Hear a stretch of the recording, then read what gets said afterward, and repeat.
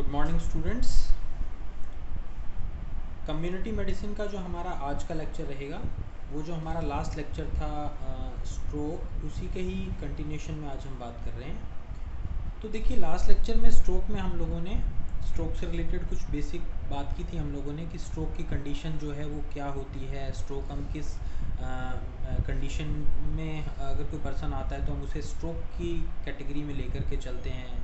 Then उसके बाद में उसकी ईटियोलॉजी क्या है, किस वजह से हो सकता है, क्या पैथोलॉजीज़ उससे रिलेटेड हमें देखने को मिलती हैं।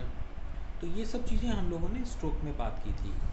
तो अगर हम समराइज़ करें तो हम लोगों ने यही बात किया था कि जो ब्रेन में ऑक्सीजन सप्लाई या ब्लड सप्लाई अगर किसी वजह से कोई वास्कुलर डिसऑर्डर की वजह से अगर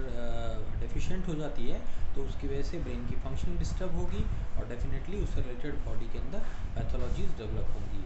तो उसमें हम लोगों ने बात की थी कि स्टेनोसिस डेवलप हो सकता है, ऑक्लूजन डेवलप हो सकता है, रप्चर ऑफ ब्लड आर्टरीज जो है वो डेवलप हो सकता है। तो इन सब चीज़ों के बारे में हमने बात की थी और उससे रिलेटेड पैथोलॉजीज़ भी हम लोगों ने डिस्कस किया था कि उसमें पैथोलॉजीज़ क्या क्या हो सकती हैं। उसमें कि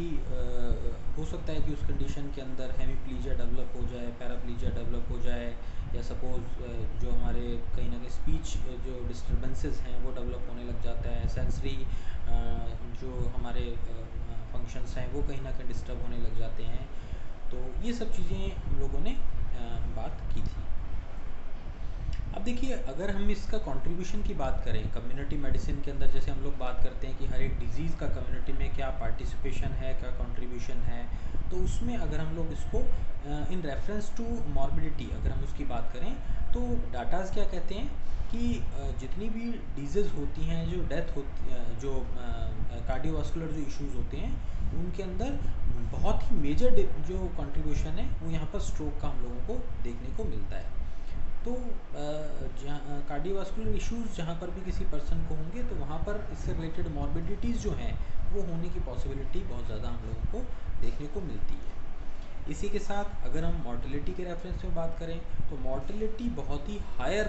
हम लोगों को यहाँ पर कंट्रीब्यूशन मॉर्टेलिटी में देखने को मिलता है।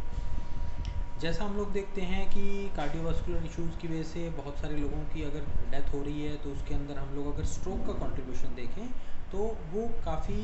मेजर उसका कंट्रीब्यूशन वहाँ पर हम लोगों को देखने को मिलेगा कि लोगों के अंदर स्ट्रोक की वजह से जो भी इश्यूज़ डेवलप हो रहे हैं, जैसा हम लोगों ने डिजीज़ की बात की कि सडन ब्रेन हेमरेज होने की कंडीशन हम लोगों को देखने को मिलती है, उस तरीके से हो सकता है। या सपोज जैसे हम लोगों ने सब एरेक्नोइड हेमरेज, सब ड्यूरल हेमरेज, इन पैथोलॉजिकल कंडीशंस की हम लोगों ने बात करी थी, तो ये सब कंडीशंस डेवलप हो सकती हैं। तो ये चीज़ें इस तरीके की हैं जो एक्यूट कंडीशन की वजह से या एक्यूट इस तरीके का अगर कोई बॉडी के अंदर ऑनसेट डेवलप होता है तो उसकी वजह से पर्सन के अंदर एक मॉर्टेलिटी होने की पॉसिबिलिटी बहुत ज़्यादा हद तक बढ़ जाती है। अब अगर हम देखिए इसके रिस्क फैक्टर्स की बात करें कि जो इसके रिस्क फैक्टर्स हैं वो क्या क्या हैं, किन किन मेडिकल कंडीशंस में या हमारे लाइफस्टाइल में या हम लोगों की अगर हम इसके पॉजिटिव फैक्टर्स की अगर हम बात करें तो किन किन कंडीशंस में ये हम लोगों को स्ट्रोक होने की पॉसिबिलिटी बढ़ जाती है या हम लोगों को इससे रिलेटेड केसेस देखने को मिलते हैं। तो उसके अंदर जैसे हम बात करें तो सबसे पहला कॉज यहाँ पर हाइपरटेंशन, ठीक है ना। जिन भी लोगों को हाइपरटेंशन रहता है, ब्लड प्रेशर जिन लोगों का रेज रहता है, हाई रहता है, उन लोगों के अंदर स्ट्रोक होने की पॉसिबिलिटी एक तो हमें बहुत ज़्यादा देखने को मिलती है। वो किस वजह से, क्योंकि जैसा हम लोगों ने बात की कि स्ट्रोक के अंदर जो भी ब्रेन को ब्लड सप्लाई है वो अगर किसी वजह से डिस्टर्ब हो रहा है तो उसकी वजह से ये स्ट्रोक होने की पॉसिबिलिटी बढ़ जाती है। तो जो भी हाइपरटेंसिव पेशेंट्स हैं उनको कभी भी ये एक रिस्क डेवलप हो सकता है कि अचानक जो ब्लड प्रेशर अगर शूट अप होगा तो शूट अप होने की वजह से ब्रेन में ब्लड सप्लाई की रशिंग डेवलप होगी, बहुत तेज़ एकदम से ब्लड सप्लाई जाएगी और उसकी वजह से ब्रेन हेमरेज होने की पॉसिबिलिटी हम लोगों को देखने को मिलती है। सेकेंडली जैसे सब ड्यूरल हेमरेज जो है वो हम लोग देखते हैं कि जो हमारी मेम्ब्रेन्स है, ब्रेन की मेम्ब्रेन्स है, वहाँ पर अगर कोई क्लॉटिंग डेवलप हो रही है, वहाँ पर ब्लड का एक्यूमुलेशन हो रहा है तो ब्रेन की वहाँ पर हम लोगों की फंक्शनिंग डिस्टर्ब होगी तो पर्सन कॉमा में जा सकता है। तो उसकी वजह से एक कॉमा की कंडीशन डेवलप होती है जो हम लोग कई बार क्लिनिकली हम लोग देखते हैं कि पर्सन कोमा में चला गया, उसको क्या प्रॉब्लम थी। जब हिस्ट्री में जाते हैं तो पता लगता है कि बहुत हाइपरटेंसिव था और बीपी शूटअप होने की वजह से कोमा में चला गया, या उसको डेथ हो गई उसकी अचानक, या ब्रेन हैमरेज डेवलप हो गया। तो ये सब कुछ मेडिकल कंडीशन हम लोगों को, अगर हाइपरटेंसिव पेशेंट है तो ये एक अपना एक मेजर रिस्क फैक्टर के फॉर्म में इसके लिए काम करता है। Then number 2, diabetes. तो ये भी स्टडीज़ के अंदर देखने को मिला है कि जो लोग डायबिटिक होते हैं, जिन लोगों का जो क्रॉनिक डायबिटिक हैं, जिन लोगों के काफ़ी लंबे टाइम तक अगर शुगर लेवल रेज रहते हैं, तो फिर उन लोगों का डायबिटिक जो रेटिकुलोपैथी है, सॉरी डायबिटिक जो नेफ्रोपैथी है, उसके अंदर किडनी के ऊपर उसका प्रेशर हम लोगों को देखने को मिलता है। उसकी वजह से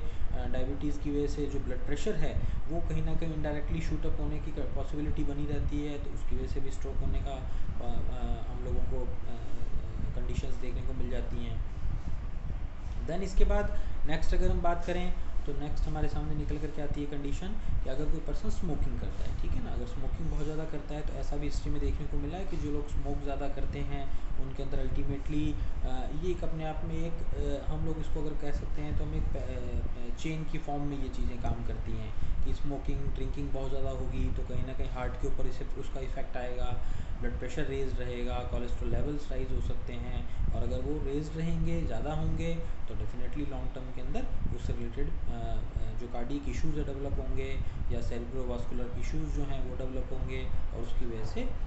स्ट्रोक होने की पॉसिबिलिटी बढ़ जाती है। देन इसके अलावा अगर और कोई कार्डियक एबनॉर्मलिटी है, जैसे अगर कोई पर्सन की हिस्ट्री रही है किसी कार्डियक इशू की, अगर वो पहले से उसको कभी कोई एमआई हुआ है, या अगर उसको सपोज़ कोई पहले से कार्डियक सपोज़ कोई स्टंट उसके डले हुए हैं, या इस तरीके से अगर कोई बाईपास सर्जरी उसका हुआ है, तो कार्डियक जो भी इश्यूज़ अगर उसके पहले हिस्ट्री में रहे हुए हैं, तो उनकी वजह से उसको एक हमेशा स्ट्रोक का जो है एक उस रिस्क फेज़ के अंदर वो रहेगा कि अगर उसको वो चीज़ रही है तो डेफिनेटली लॉन्ग टर्म में कभी भी उसको ये प्रेसिपिटेशन हो सकता है, और इस रिस्क फैक्टर की वजह से कभी भी उसको ब्रेन में एक स्ट्रोक की जो कंडीशन है वो डेवलप होने की चांसेस बने रहते हैं। ठीक है, तो ये रिस्क फैक्टर्स हो गए कि पर्सन में hypertension, diabetes, cardiac abnormalities, plus साथ में जो लाइफस्टाइल हैबिट्स जो हैं जिनमें smoking, drinking, increase lipid profile, ये सब चीज़ें हम लोगों को, या कोलेस्ट्रॉल बढ़ा हुआ, तो ये चीज़ें हम लोगों को रिस्क फैक्टर की फॉर्म में यहाँ पर देखने को मिलती है। देन अगर अब हम इसकी बात करें कि इसका रिलेशन एज के साथ में क्या है, सेक्स के साथ में क्या है, या और कुछ क्या क्या कंडीशंस हैं जहाँ पर ये हम लोगों को देखने को मिलता है, तो उसके अंदर क्या देखा गया है कि एज के साथ में वैसे इसका कोई रिलेशन नहीं है स्ट्रोक का, बट फिर भी ये देखा जाता है स्टडीज़ के अंदर कि जैसे जैसे एज बढ़ती है, एज बढ़ने के साथ साथ में जैसा हम लोग देखते हैं कि जो हाइपरटेंशन की जो पॉसिबिलिटीज़ हैं वो बढ़ती हैं, और अगर वो ज़्यादा रहेंगी तो डेफिनेटली कार्डियक इश्यूज़ होने की पॉसिबिलिटी ज़्यादा रहेगी, और इन सब की वजह से स्ट्रोक होने की पॉसिबिलिटी भी थोड़ी ज़्यादा हो जाती है। तो एज के साथ जैसे जैसे एज बढ़ेगी वैसे वैसे इसकी होने की पॉसिबिलिटी ज़्यादा रहती है। Then number 2, sex. तो स्टडीज़ के अंदर ये देखा गया है कि कंपैरेटिवली जो मेल्स हैं, मेल्स के अंदर ये थोड़ा सा ज़्यादा देखने को मिला है, इस तरीके की हिस्ट्री ज़्यादा देखने को मिली है, क्योंकि वहाँ पर इस तरीके के कॉजेज़ जो हम लोगों ने बात की कि हाइपरटेंशन हो गया, जैसा स्मोकिंग हो गया, लिपिड प्रोफाइल जो है अगर एबनॉर्मल आ रहा है तो उसकी वो कॉजेज़ हो गए, तो ये सब कंडीशंस हम लोगों को मेल्स में ज़्यादा देखने को मिलती है, और इसी वजह से ये जो स्ट्रोक होने की पॉसिबिलिटी है वो भी फीमेल्स के कंपैरेटिवली मेल्स में ज़्यादा देखने को मिलती है। इसके अलावा जो हिस्ट्री है, अगर किसी पर्सन को कोई कार्डियोवास्कुलर हिस्ट्री रही हुई है, सीवियस इश्यूज़ उसको रहे हुए हैं, तो उसके अंदर भी हम लोग देखते हैं कि अगर हिस्ट्री है तो डेफिनेटली ये रिस्क फैक्टर बढ़ जाएगा।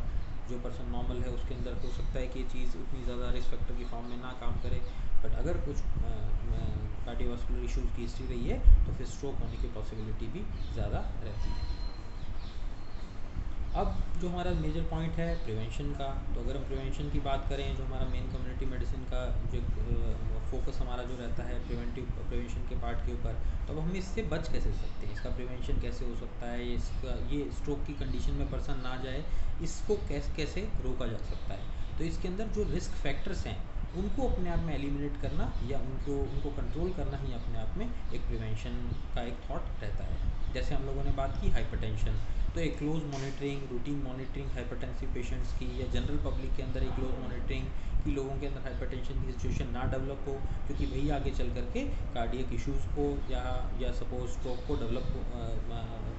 करने में उनका बहुत मेजर रोल रहता है। तो अगर उन चीज़ों को हम कंट्रोल रखेंगे तो डेफिनेटली स्ट्रोक होने की पॉसिबिलिटी भी रिड्यूस हो जाएगी। तो हाइपरटेंशन को रिड्यूस करना, अगर डायबिटिक है तो उसका शुगर को कंट्रोल रखना, मैनेज करना, वो एक कंडीशन यहाँ पर आती है। प्लस साथ में जैसे हम लोगों ने बात की कि स्मोकिंग हो गया, ड्रिंकिंग हो गया, या अगर सपोज़ कोलेस्ट्रॉल लेवल रेज्ड होते हैं तो उनका, तो इन चीज़ों को ध्यान में रखना ज़रूरी है कि पर्सन की जो पर्सनल हैबिट्स हैं, जो पर्सनल लाइफस्टाइल है, उसको मॉनिटर करना। अगर उसके अंदर कोई इश्यूज़ हैं, अगर उसको ये हिस्ट्री रही हुई है इन सब चीज़ों की, तो हम उसका ध्यान रखें। और अगर ऐसा कुछ नहीं है तो एक जनरल हेल्थ एजुकेशन की फॉर्म में जनरल पब्लिक को इस चीज़ के लिए अवेयर करना कि ये चीज़ें जो हैं, अगर सपोज़ आपका लाइफस्टाइल डिस्टर्ब होगा तो ये सारा एक चेन की फॉर्म में आगे से आगे आपको किसी न किसी तरीके की डीप पैथोलॉजीज़ के अंदर आपको ले जा सकता है। कि अगर सपोज़ आपकी लाइफस्टाइल डिस्टर्ब होगा तो आप हाइपरटेंसिव हो सकते हैं, हाइपरटेंसिव होंगे तो आपको हार्ट के इश्यूज़ हो सकते हैं, और अगर हार्ट के इश्यूज़ होंगे तो डेफिनेटली लॉन्ग टर्म के अंदर कहीं ना कहीं एक स्ट्रोक जो है वो आपके लिए एक रिस्क की फॉर्म में आपके बॉडी के अंदर एक इस तरीके का कॉज डेवलप कर सकता है। तो ये सब चीज़ें यहाँ पर कंट्रोल करना, जो रिस्क फैक्टर्स हैं उनको मैनेज करना, पर्सन को उसके लिए हेल्थ एजुकेट करना, उसको अवेयर करना, इन सब चीज़ों का हम लोगों को ध्यान रखना ज़रूरी है। और इन सभी चीज़ों को ध्यान में रख करके स्ट्रोक को होने से बचाया जा सकता है, या अगर कोई पर्सन रिस्क लेवल पर है तो उसको बता करके उसको इस रिस्क फेज से बाहर निकाल करके एक नॉर्मल लाइफस्टाइल के अंदर लाया जा सकता है। ठीक है, तो ये स्ट्रोक से रिलेटेड हम लोगों ने आज बात की कि क्या रिस्क फैक्टर्स हैं, क्या कंडीशंस हैं, किस तरीके से हम इससे बच सकते हैं, प्रिवेंटिव पार्ट क्या है इसका।